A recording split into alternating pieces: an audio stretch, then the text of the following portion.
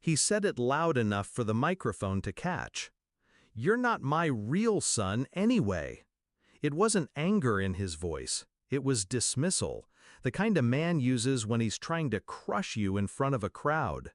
Every chair in the hall shifted at once.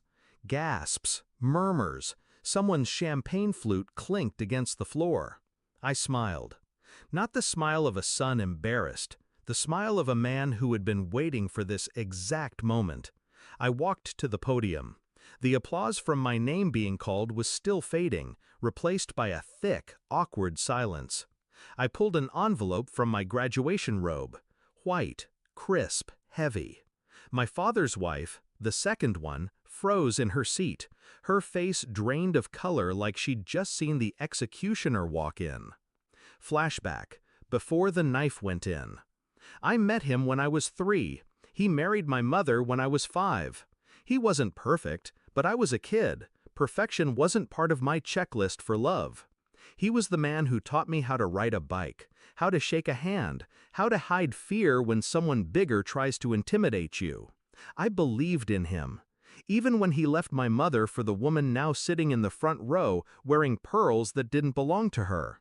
I still showed up for him. Birthdays, Christmases, even when my seat at the table felt more like a courtesy than a welcome. But something shifted 2 years ago. The first cracks. It started with the little things. A missing invitation to his company's annual dinner. A forgot to mention about his vacation trips. Her, the second wife, calling me your father's son instead of just son. Then, a month after my 21st birthday, I stopped by his house unannounced. I heard them in the kitchen before they saw me. Her voice, "Once he's out of college, you're done with him. No more money, no more handouts. He's not even—" Silence. My father's voice dropped low, but I still caught it. "I know. He's not mine." It felt like the air got ripped out of the room. Evidence.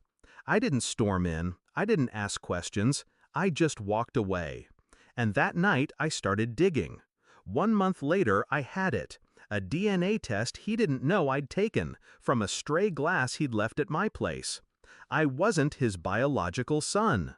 But that wasn't the betrayal. I'd always suspected. The real betrayal was in the bank statements, property deeds, and the transfer receipts I found when I hired a forensic accountant. Money siphoned from my late mother's estate, the one she left in my name, funneled quietly into accounts under his wife's maiden name. My mother had trusted him to manage it until I was old enough. He'd been bleeding it for years. The shift. I could have gone to the police right then, but that would have been quick, quiet, and quiet wasn't what I wanted. I wanted him to lose what he valued most, control. So I waited. I finished school. I smiled at family dinners.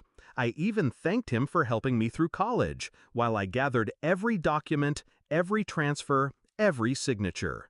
By graduation week, my case was airtight. Back to the stage. I set the envelope on the podium and looked straight at him. I was going to use this moment to thank my father, I began, but it seems the man in that seat just made a point that needs answering. His wife shifted uncomfortably. "This envelope," I said, holding it up, "contains proof of who I am, and proof of what the two of you have been doing for the last 8 years. The audience stirred. I pulled out the first sheet, the DNA report. I read the conclusion aloud. Probability of paternity, 0. I let it hang in the air. His shoulders squared like he was bracing for impact. I pulled out the next set of documents, bank statements, property transfers, a notarized timeline. "This," I said, "is the trail of my mother's money. Every cent she left for me, sitting now in accounts under her name." I pointed to his wife. Gasps rolled through the room like a wave. Her face was paper white. His jaw tightened. "Ha ha ha, the kill shot." "You taught me something important, Dad," I said, my voice steady. "Never start a fight you can't win." I slid the last document onto the podium, a signed agreement from my lawyer, already filed with the authorities.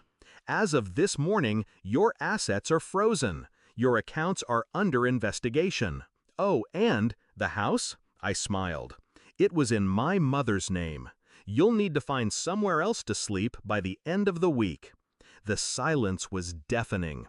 Then a ripple of whispers. Someone in the back actually clapped before realizing they shouldn't. My father didn't speak. He just sat there, gripping the arms of his chair so tight his knuckles went white.